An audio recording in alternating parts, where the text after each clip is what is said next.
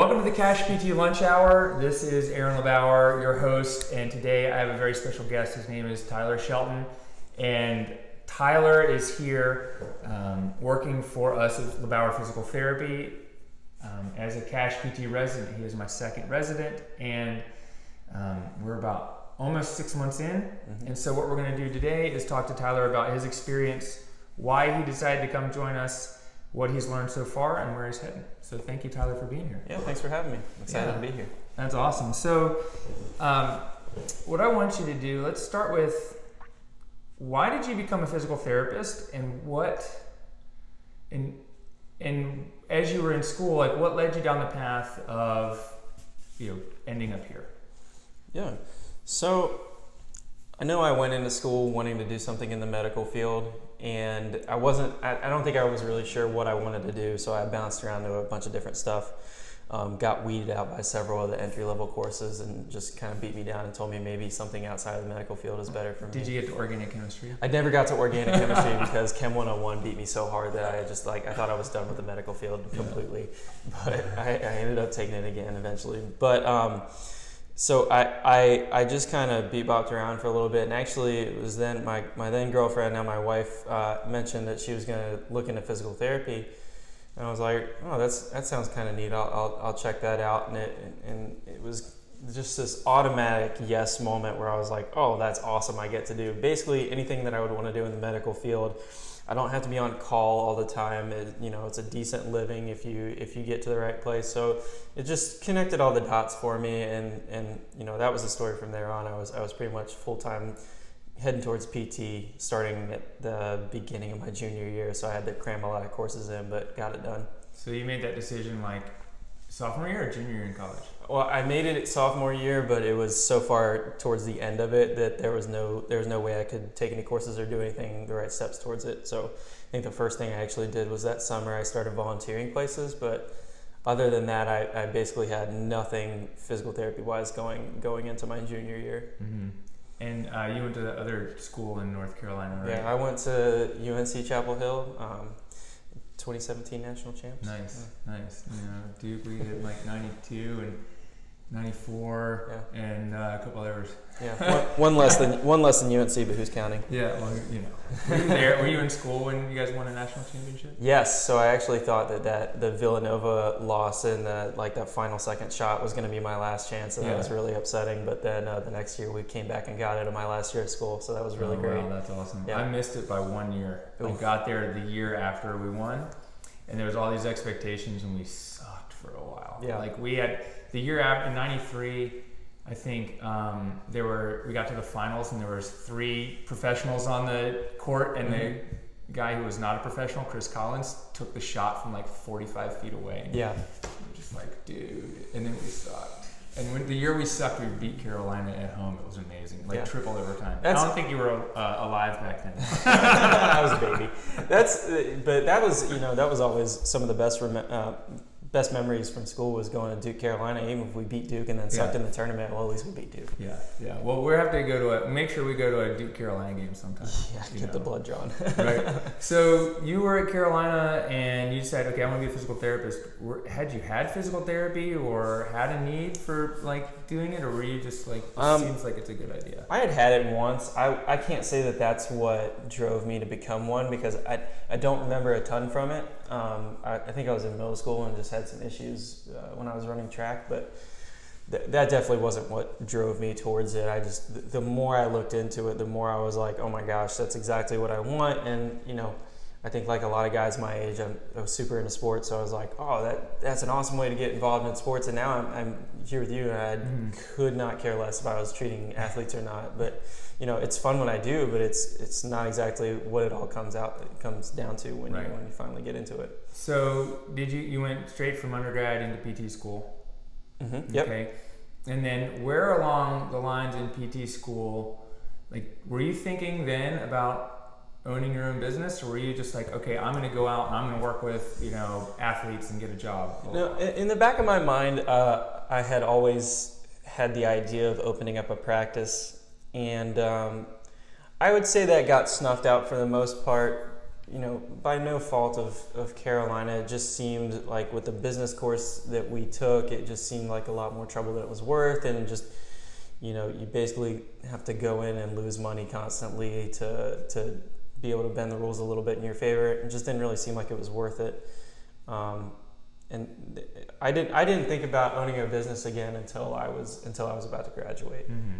And when you graduated, you went into, what kind of job did you get? Where did you go? What was that experience like?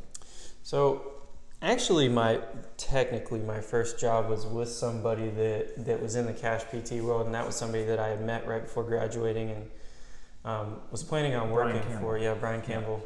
And Brian, I did just if you're listening, I did a CashPT Cribs episode with Brian. Oh, nice. Yeah. A while back, probably before you met him. Yeah.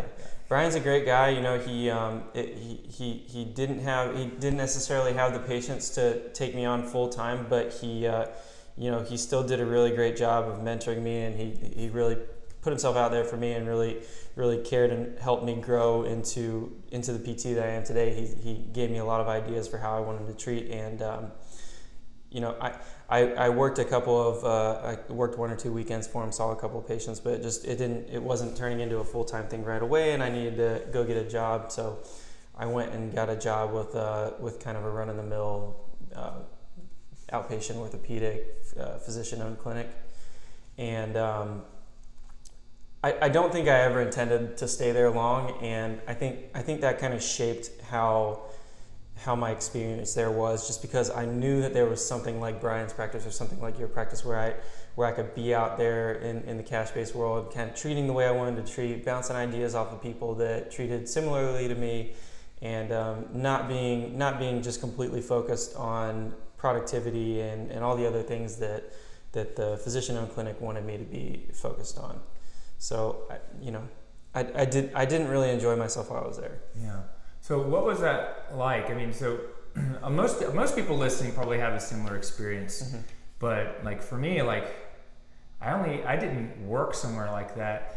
I did as a student, but I think it's a great opportunity on your part to have learned that. So like you can tell patients like this is what you're going to get. But what was that experience like, and what specific about it drove you to feel like you couldn't stay there long, even like longer than a year? You needed to look for something else. Yeah.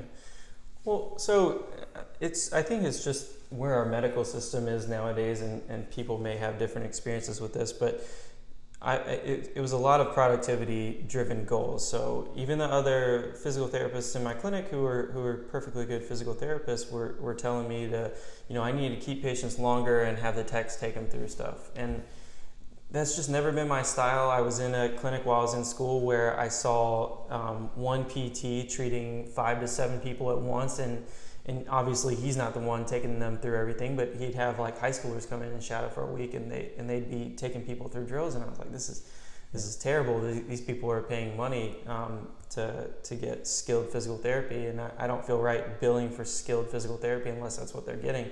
So, the techs in our clinic were great, but I didn't want to put any more on them than they already had from 3 other PTs. And I tried to see people in the small 30-minute window that I had.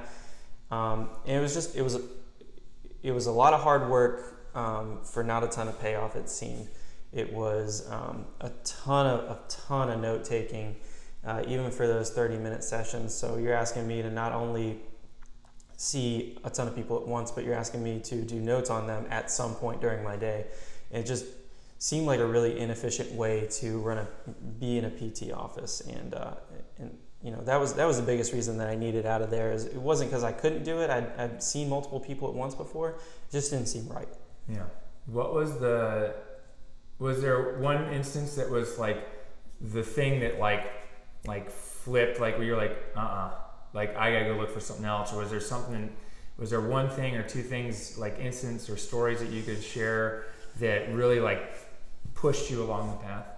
Well, I think another thing that I didn't mention was that it's really taboo to disagree with the orthopedic surgeons that own the clinic. Mm-hmm. And so one example is I had a kid who was about 15 or 16 years old come in, and he had tweaked his knee playing basketball or something, and he had to come in and get it drained essentially. And A week or so later, the orthopedic surgeon released him to go back to weightlifting. He was about to play football.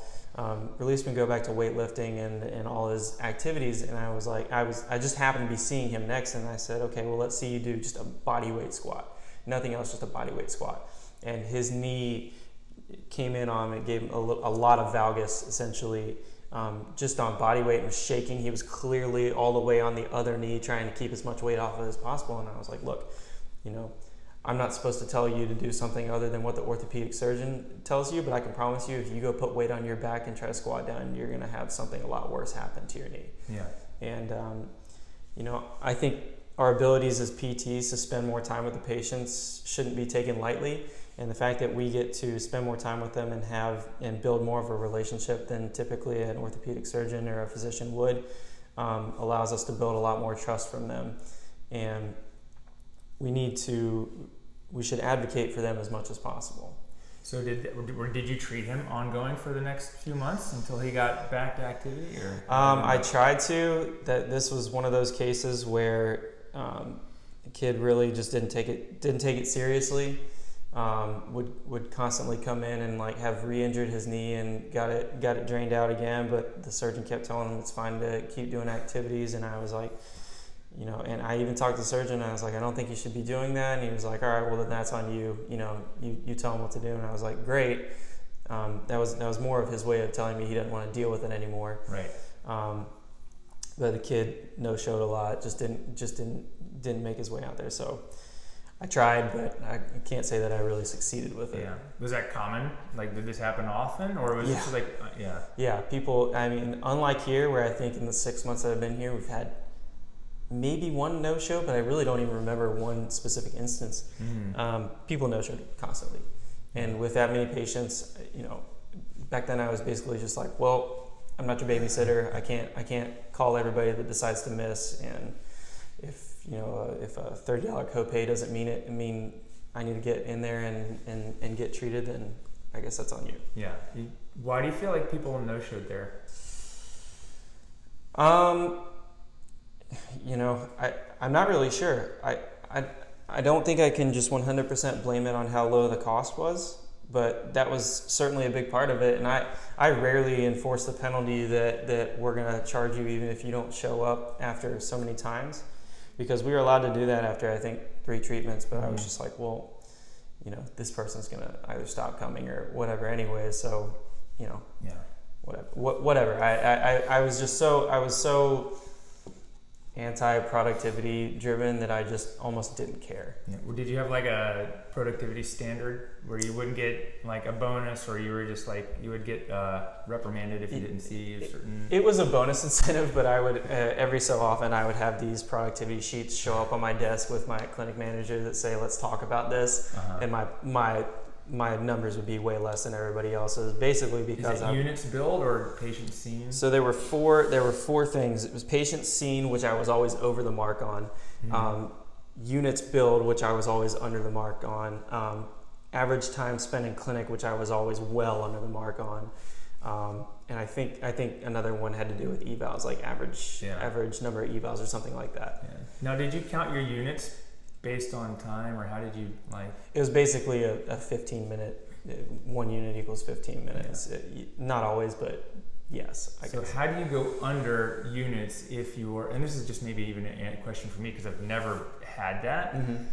If you have 30 minutes and you've got, can you bill 2 units for everybody who you see for 30 minutes? Yeah.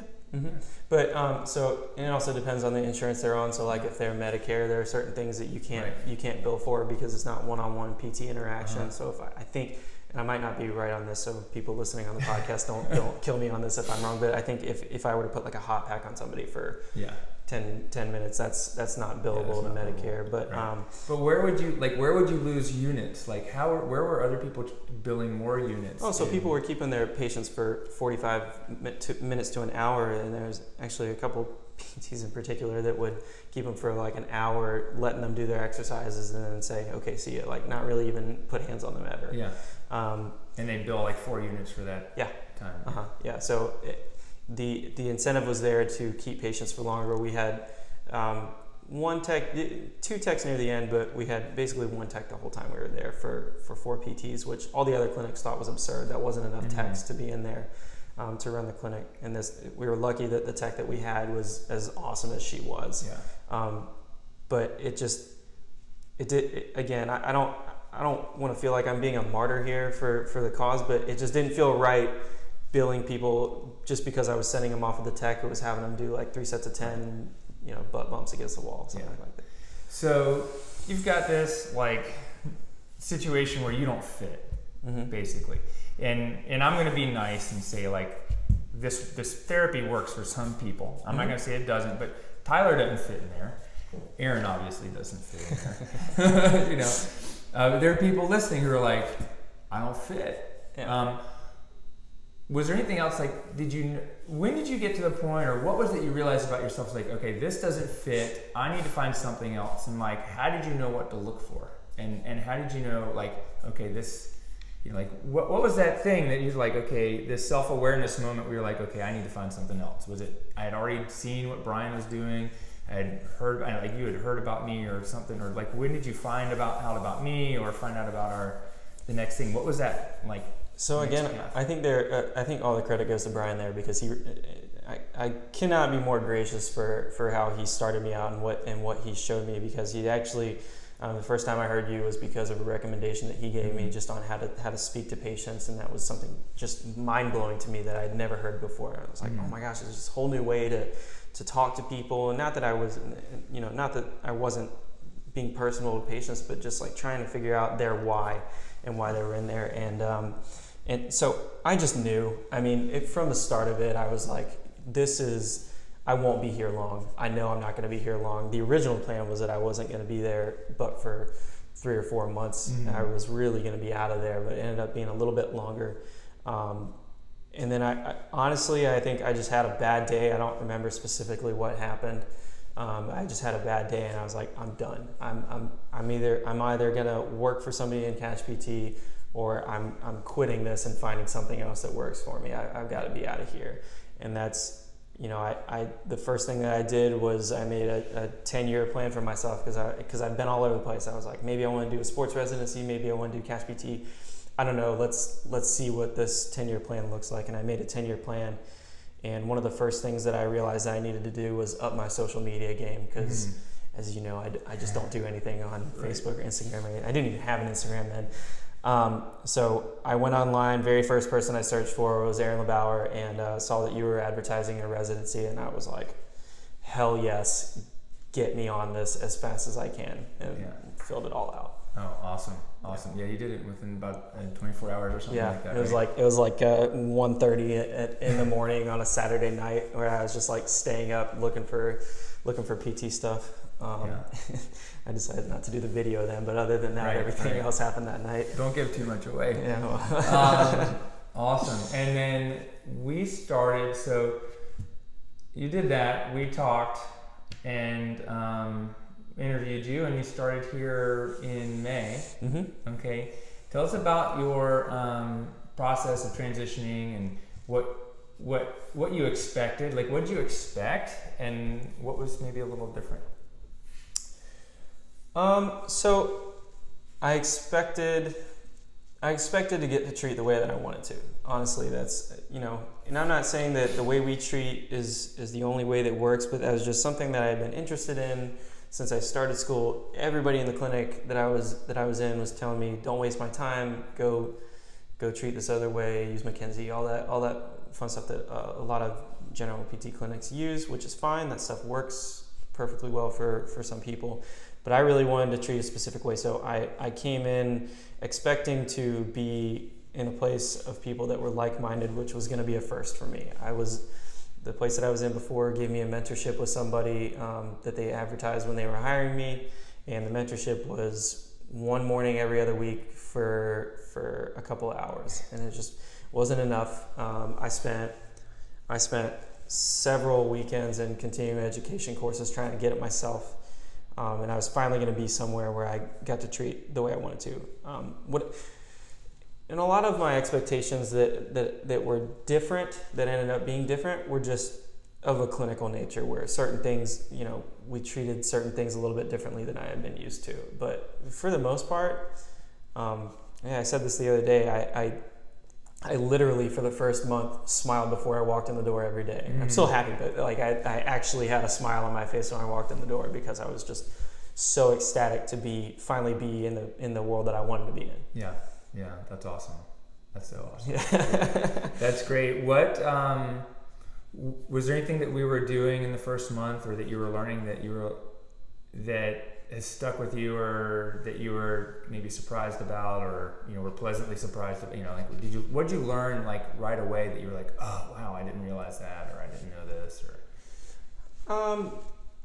I think watching you and Derek work was really interesting. Just so I could get, not necessarily from a clinical standpoint, but just from communicating with patients, because I always thought I was pretty good at communicating with people and basically not necessarily becoming friends with them, but becoming close with them and having them trust me. But you guys kind of picked that up to another level, and you both have told me on a couple occasions, try to be softer with your patients. And I didn't necessarily understand what you guys meant by that until I watched you more and more, and I was like, these guys are pulling out these just big emotional stories from people that walk in cracking jokes and seem like they're on top of the world, and then you guys talk to them and they just not breaking down because they're upset, but just almost getting emotional because they feel like they finally found the place that works for them, and you guys were bringing that out of them. And I thought that was just amazing to sit there and watch. It happened every time. The first time I saw it, I was like, oh well, that must be an overly emotional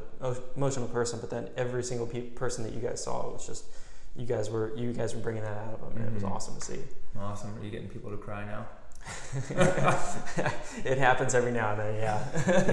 Yeah. Well, that's great. What? So in the last what's it been, 5 months or so?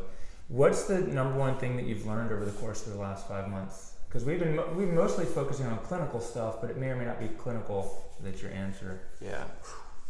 So I think you and I get to have a lot of conversations, which is awesome, about just different things that come up for you, and how to approach helping people understand what you're trying to tell them, like what you think is important, and trying to get other people to think that. And every time we talk, you and I are both just like, yeah, no, that's the obvious answer, right? But how do we get somebody else to figure that out? And it's it's not that somebody else can't figure that out, but we just seem to have that mindset, and that's something that I've built while I'm here. I have that mindset that you need to be in this setting, and you got to be open. You got to think about cost versus benefits in different scenarios, and I just think that having gotten to speak with you and Derek a lot, I've really developed whereas back when I started, I might be a little bit more nervous to say charge what we're charging now. Right. But now I'm like, that's exactly what we should be charging. Or spending money on a continuing education course that I'm not really sure that I may want to be in, but you're like, this is awesome, you should go to it, it'll help you out a lot. I'm like, yeah, obviously I'm going to go to that. Yeah, awesome.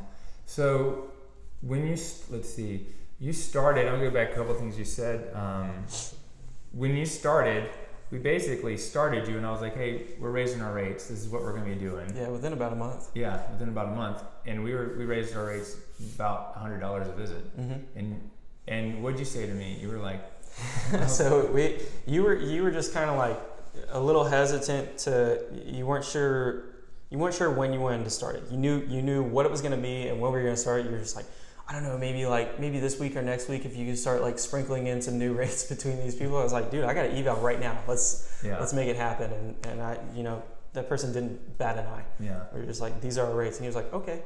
Yeah, that's awesome. Yeah, I wasn't sure that, it was like week 2, and I wasn't sure if this was going to work.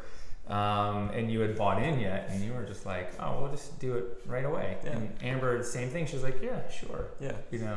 Well, and it's valuable for me because I was hoping that you were going to do that while I was here. Obviously, I wasn't going to tell you, hey, let's raise our rates to help me, but I wanted to know what it felt like to raise rates so that when I go out and do it, I can be confident doing it. And it seems like such a big hurdle to overcome.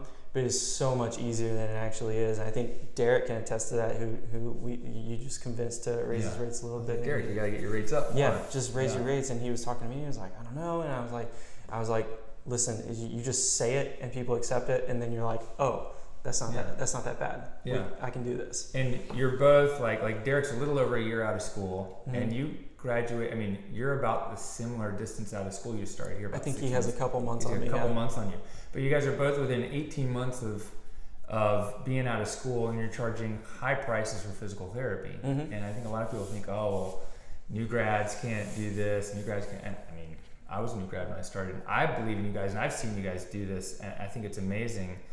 What is it about, what is the belief that you have, or the mind, I don't know if it's the mindset or belief that you have, and it's one of those, or maybe a combination that you have, that allows you to go in and confidently ask for thousands of dollars for physical therapy from people, and even with that, without knowing whether their insurance is going to cover it or not?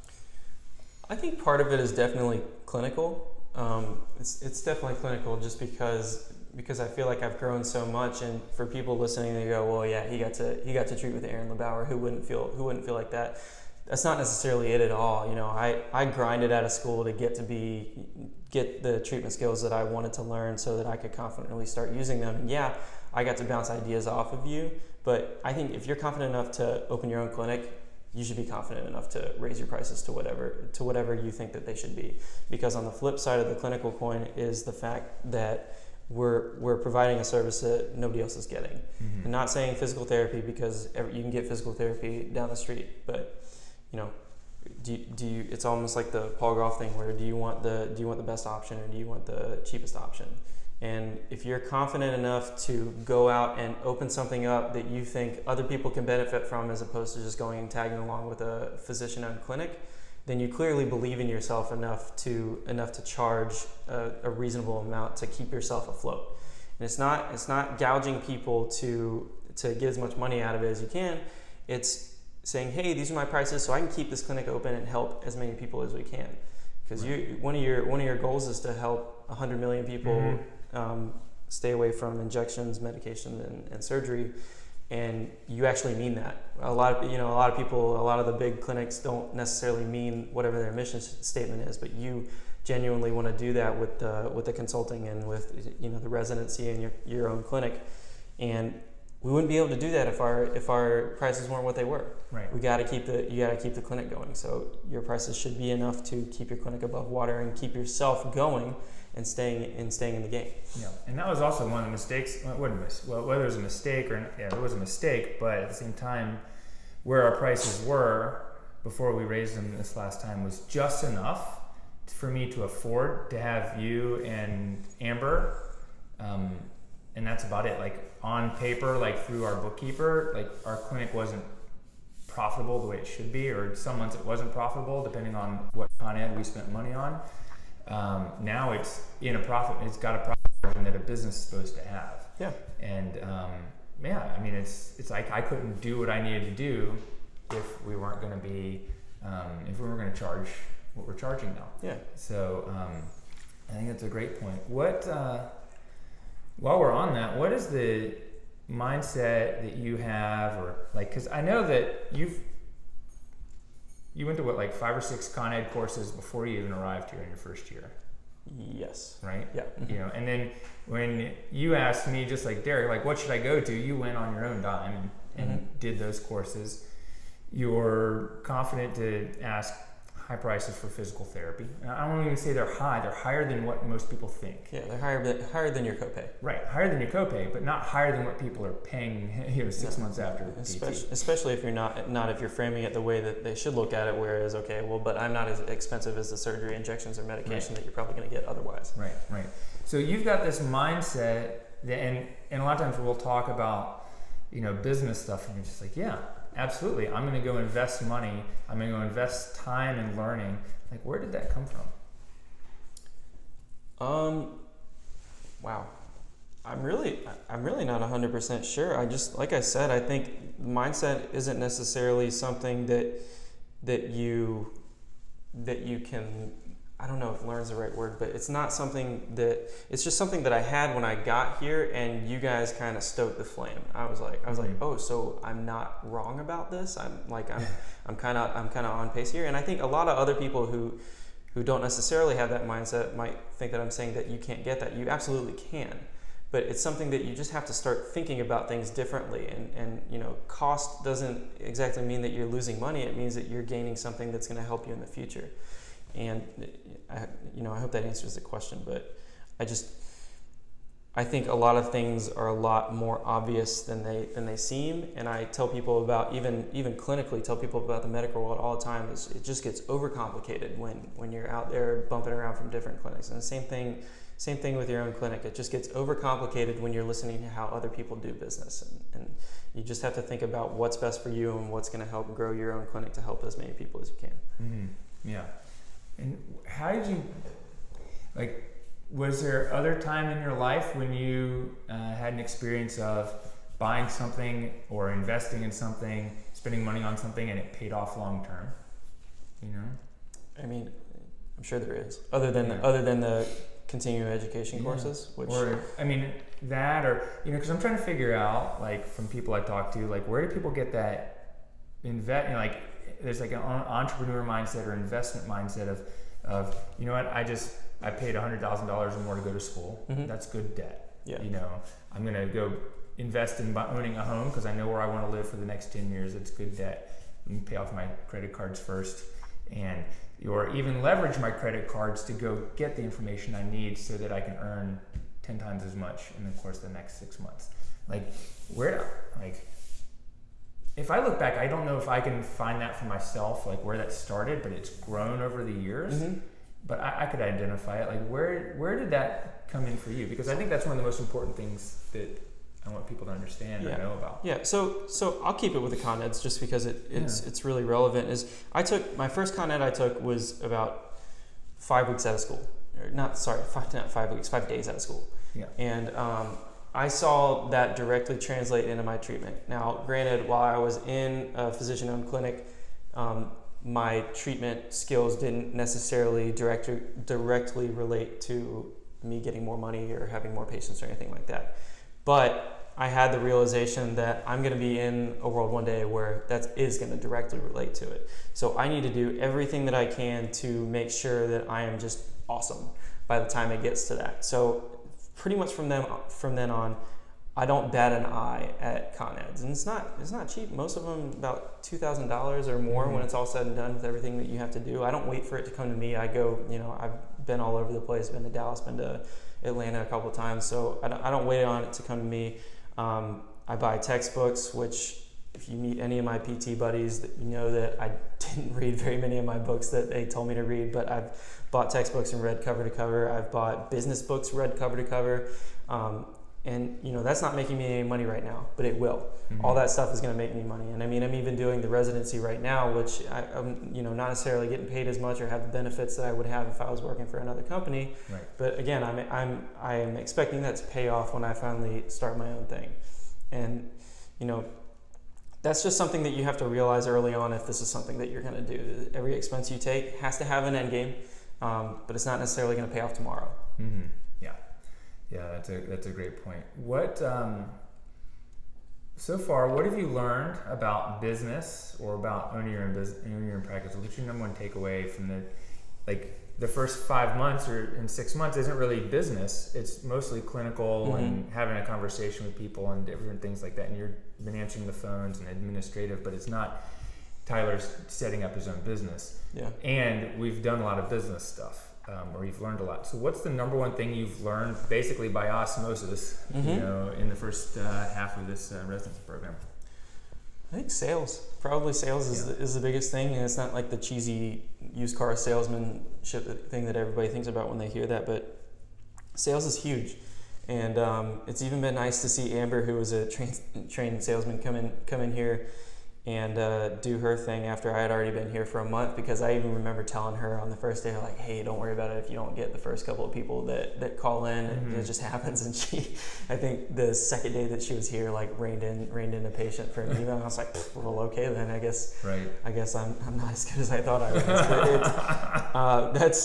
But That's been a pretty huge thing is learning how to speak to people who have objections. That's huge, because used to be, and I mentioned this earlier, when I had somebody that was just not showing up and they're like, no, not really worth it. I'd be like, okay, see you. Mm-hmm.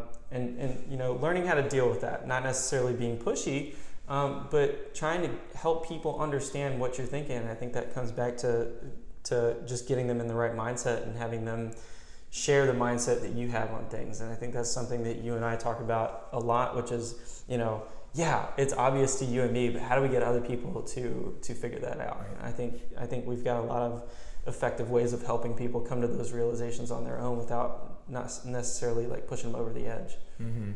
What's the what's the number one question you ask people to get them to buy in? What's that part of the conversation? So it's kind of tough to answer, because some people are just like, they're on board from the start. But so I'll give an example of somebody that might not be on board from the start is, what questions can I answer for you right now that will help you make a decision? Mm-hmm. That's been huge. We implemented that a couple of months ago, and I think that's saved 3 or 4 clients, which is really good. Because some people they'll be heck yeah, this is exactly what I want. Hear the prices and go, ooh, maybe I can get this somewhere else. And I'm like, okay, well, what can I answer for you now that will help you come to that decision? Because I want to be your solution in the best way that I possibly can, even if that's not with us. Right. And a lot of people are like, okay, and they'll start to. Is it the answer they give you that swings them, or is it the fact that you've asked this question and said, like, we want to be your solution that is? I think a little bit of both, because the answer, if anything, is usually like, oh, my husband, or oh my this or that. We have plenty of ways to come back at that with, okay, well, how about this, and just keeping the conversation open. Again, not necessarily pushing them into a decision on you, but helping them realize that they need to get this fixed for themselves. Right. Something brought you in here, you ought to walk away with something else. You wouldn't go into a cell phone shop without a phone of your own and come out without a phone, or at least not without the intention of going back to get a phone. Right. It just wouldn't happen. So helping, again, frame people's mindsets to understand what you're talking about. Mm-hmm. Wow, that's awesome. So what does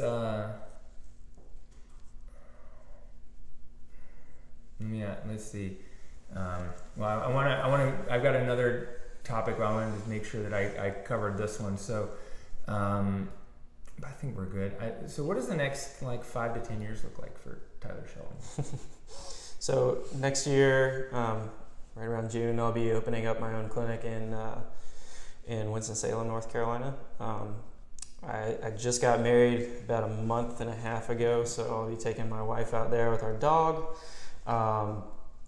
In 10 years, I'd like to hopefully own a couple of clinics. I don't know if they all necessarily have to be in Winston-Salem, but hopefully be able to grow and scale a business sustainably, so that I can get that to as many clinics as I can. I'm not necessarily going for an infinite growth, but being able to help as many people as I possibly can in the area. Other than that, I really like training with kettlebells. I think we use those a ton here. I'd love to get a Strong First certification.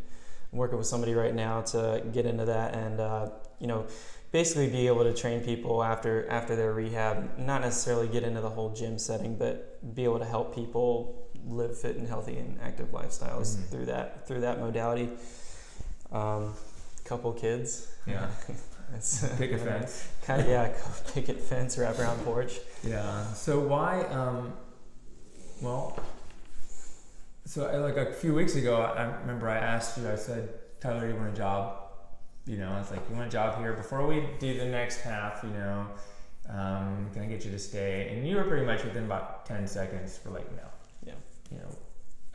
I'm not offended, and I'm glad. And part of it's like I want to know. One, I think you're great, and I'd love to have you.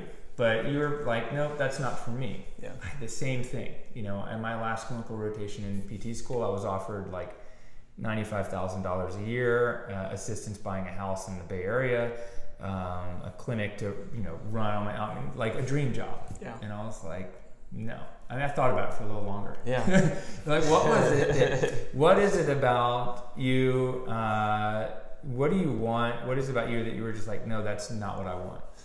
Honest to God, I thought you were testing me at first. I thought you were like, all right, well, let's see if you're cut out for going out on your own. But really, I mean, that's the answer that I would have stuck with anyways, because I hate the idea of being capped in any scenario. I just hate the idea of thinking that there's some sort of ceiling over my head that says you cannot have any more money than this, you cannot be any more successful than this, your life cannot be any more or different than what it's going to be if you're in one setting with something that, you know, expected salary, expected benefits, all that stuff. And don't get me wrong, I would love to stay here. That would be just like the ultimate safety net. And I don't even necessarily think that I can do better than you, but I think that both you and Derek have shown me, and other people have shown me, that this is something that is doable if you're not allergic to hard work and you're following the rules. And I think that that's both of those things I'm very capable of, and I think I can bring that into Winston and be successful with it. So, you know, that's why it would be awesome to stay here, but I just have to do it. That's what I came here for, and that's what I'm going to go do. Absolutely, that's awesome. Is there anything else you have to add based on like our conversation, or anything else we've talked about you think would be valuable for people to know or understand about? Yeah, I do. I think that when it comes down to it, the thing that we offer people most is hope. And that's not, you know, I'm not making some broad existential quote here, but it's, you know, people come in, and I've had people tell me that I would feel 50% better if I just knew what was going on. And, you know, if you're a physical therapist, you're a movement expert, don't let anybody tell you otherwise. You're able to figure out what's going on with somebody regardless of what scans or imaging or anything else or the physician says, and tell somebody what's going on. And even something that is going to take a long time to recover from sounds a lot less scary when there's a plan for it. And I think that's one of the most helpful things that helps me convert patients. Is giving people hope and telling, and maybe even just touching them where they're hurting and telling them, is this it? Yeah, okay, I know what that is. And telling people that there is a solution, because a lot of people walk in our doors having been battered around the medical system and have just no answers or even more complications. And there's some people that have been told so many different things about their pain that it is really hard to rein them back in. But you know, what we offer people first and foremost is hope, and that there's something that can actually make you better. And, you know, not necessarily even saying that I'm going to get you all the way better, but I know what's going on and I have helped it before, and this is how it's going to happen, is exactly what people are coming in and want to hear. And I think Derek made a good comment 2 weeks ago, or whenever you guys were talking to each other, which is people spend a lot of time trying to get people in your doors and not enough time trying to keep them once they're in there. And that just that little bit has been huge for me, is realizing that I'm providing something for these people that they're not getting elsewhere. And it's not even the way I treat, it's my diagnosis and what I think is going on with them. And again, it comes back to being able to spend the time with them that we can in the CashPT world, as opposed to back when I was in the other setting where they were like 30 or 45 minutes and you're done, get them out the door. Yeah. So, you know, that's been huge for me, and I hope that other people can realize that and take that into their practices and be able to help themselves out in that way. Awesome. Thank you very much. Well, I'm going to wrap it up.